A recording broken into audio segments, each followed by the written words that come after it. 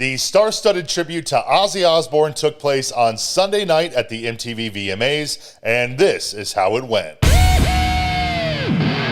It was announced late last week that an all-star lineup of musicians would be uniting to pay tribute to the late Prince of Darkness, who we lost back in July. And on Sunday night at the MTV VMAs, as you've probably seen by now, that is exactly what happened. The lineup for the tribute included YUNGBLUD, Steven Tyler and Joe Perry of Aerosmith, Nuno Bettencourt and Kevin Figueiredo of Extreme. And Kevin was, in fact, the drummer last night. It was not Joey Kramer. I've seen so many people say that it was Joey. It was, in fact, Kevin. Joey hasn't even played with Aerosmith in about 5 years or so.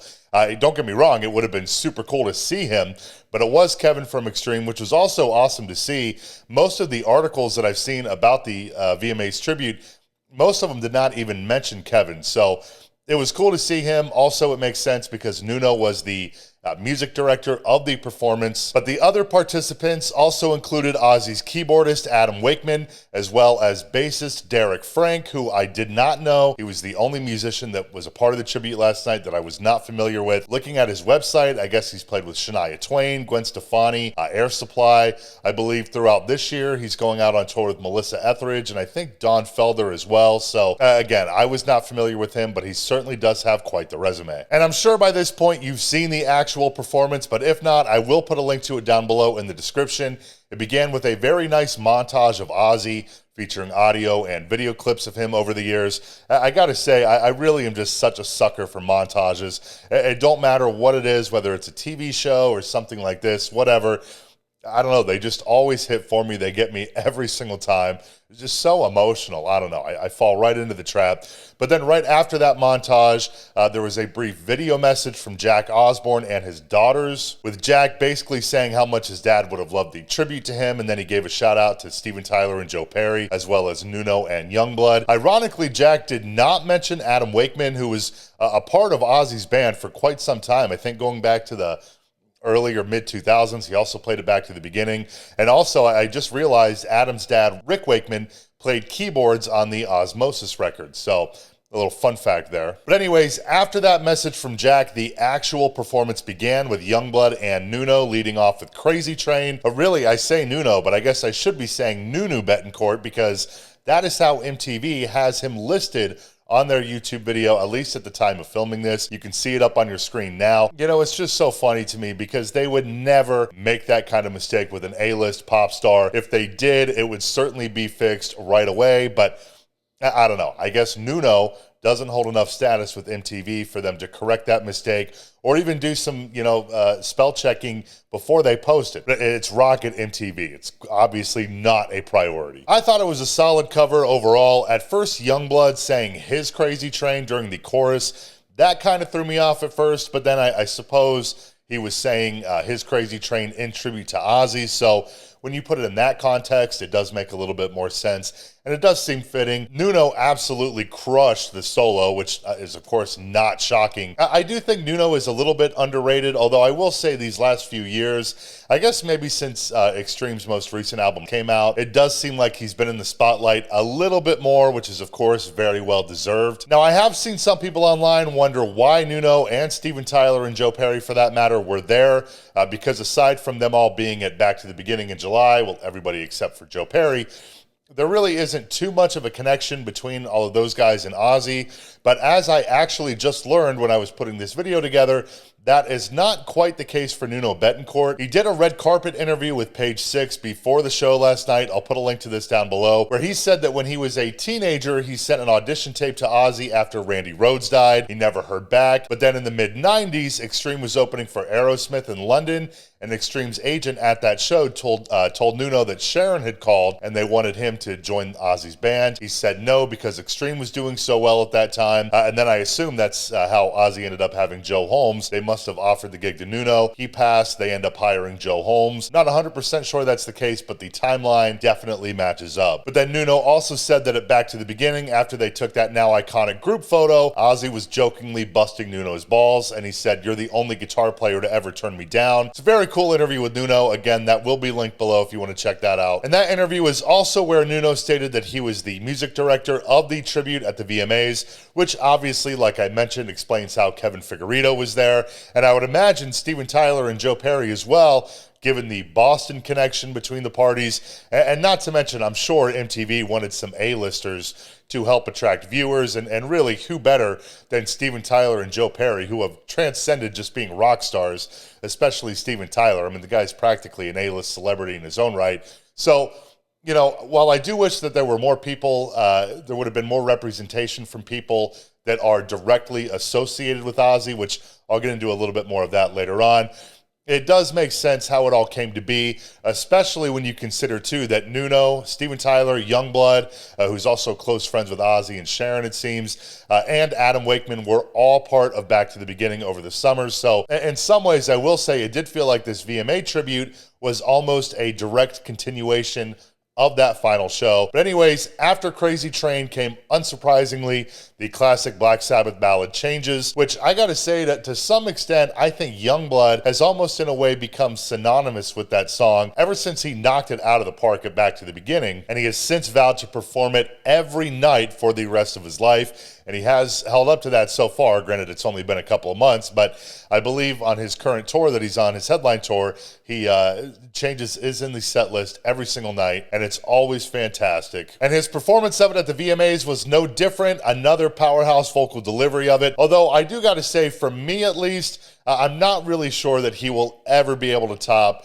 that first performance of it at Villa Park. I was just so shocked, I guess, by how well he did that song. And maybe that, you know, the pure shock and surprise is why I hold that performance in such high regard. I don't know, but clearly, I mean, it's not just me. I mean, he's even released Changes, his version of it from Back to the Beginning, as an official single. I think for the most part, it has been extremely well received, to say the least. And across the board, from Back to the Beginning to his own headline shows to the VMAs, you know, some artists will do these covers from time to time, you hear it, and it just kind of feels like it's such a good cover. It seems like they were made to cover or play whatever song it is. And that is how I really do feel about YUNGBLUD and Changes. He wholeheartedly owns his cover of that song. It's one of the greatest covers I think I've heard, at least in quite some time. And Nuno's extra guitar lines throughout Changes are also a very nice touch as well, in my opinion. But then after Changes came what was probably the most anticipated part of the performance. Steven Tyler and Joe Perry on stage together, and alongside Nuno, YUNGBLUD, and everyone else, they closed out the tribute with Mama, I'm Coming Home. As we know, Steven Tyler has had some vocal issues these last couple of years after sustaining an injury on stage very early on into the Aerosmith farewell tour. Really led to the end of Aerosmith, at least for now. But then he showed up at Back to the Beginning this summer, and he sounded absolutely incredible. It was arguably one of the best vocal performances of that whole day, in my opinion. So I did have very high hopes for the VMA performance, but unfortunately, I don't think he was quite as top-notch as he was at Back to the Beginning, especially in the beginning of Mama, I'm Coming Home. Although I do think, you know, I got to say, he did get progressively better as the song went on. And it was awesome to hear a signature scream from the Demon of Screaming, because really, who knows at this point how many more opportunities we have left to hear him do that. So that was awesome. Some people have pointed out that perhaps he was sick, which would make sense. He did wipe his nose during the performance, which probably means something a little bit different now than it would have back in the day. But yeah, I do think Steven got better as the song went on. He and YUNGBLUD sounded great together, I think, when YUNGBLUD came in about halfway through. I have seen a lot of people online thinking that YUNGBLUD was maybe trying to overstep or overshadow Steven Tyler. Me personally, I did not get that impression at all. They both seemed very welcoming and respectful to each other. I mean, of course, you know, YUNGBLUD's an up-and-comer. I mean, you got to respect the legend. Steven Tyler is one of the greatest rock stars of all time. But no, they seem to be, you know, I don't know. It's like they wanted to be performing together. I think that's how it was supposed to go. I don't feel that YUNGBLUD was overstepping. I think maybe that theory is just coming from YUNGBLUD haters. I don't know. But seeing them two together, closing out with Mama, I'm Coming Home, and the 3-song tribute was a cool way to wrap things up. Overall, it was not a bad tribute by any means. It was a very cool thing to see, and very cool to have a rock moment on a pop-centric show. You know, I wish it was under different circumstances, and we didn't have to have someone die for rock and metal to get some love in the mainstream these days. But at the very least, at least MTV had this put together. The end credits of the VMAs also had Crazy Train playing to close things out, which I got to say was a nice touch. I do want to say, though, probably my biggest point of contention, I really would have loved to see Zakk Wylde there. I know Pantera is currently on tour, but they're in New Jersey tonight, Monday night. The VMAs were in New York. Granted, they did play in St. Louis, I think, on Saturday night, but it really would not have been out of the realm of possibility for Zakk to fly in from Missouri to New York or something like that. Maybe he was asked and he couldn't do it, but I saw his wife commented on an Instagram post from Loudwire announcing that the VMA tribute was happening with rock royalty, and she commented and said, not really. So I guess you can take that in whichever way you want, but regardless, I do think it would have been great to have Zakk there. I think a lot of people agree with that. And don't get me wrong, that is nothing against Nuno. Nuno is an incredible player. He's, he did a great job. He did a great job at Back to the Beginning. Nothing against him whatsoever, but Ozzy, Zakk Wylde, sort of synonymous with each other, and I do think that would have amped things up a little bit. And nothing against Derek Frank, the bassist, but getting anyone associated with Ozzy, I think would have been a little bit cooler. Maybe Robert Trujillo, I think that would certainly have drummed up even more hype. And again, none of this is against anyone that performed. Really, I guess just giving a wish list sort of thing, I suppose. And I know it's MTV, I would have loved to see someone like Rudy Sarzo playing bass. That would have been awesome. I think a lot of Ozzy fans would have loved to see something like that. But unfortunately, I just don't think he would attract a ton of viewers, which at the end of the day is really what it all comes down to for MTV, as annoying as it may be. And not to mention, I will say too, in MTV's defense, it was just a 7-minute tribute out of a, 2.5, 3 hour show, something like that. It was not some long all-day thing like Back to the Beginning. So it is understandable to a certain extent. Obviously, another thing that would have been awesome would have been having members of Black Sabbath there. That really would have been like the ultimate thing, even if it was just for one song. But who knows if that was even within the realm of possibility. But goddamn, that would have been awesome. But that's really it as far as my thoughts on the performance go. I would love to hear your thoughts if you've seen the performance. Again, that will be linked below.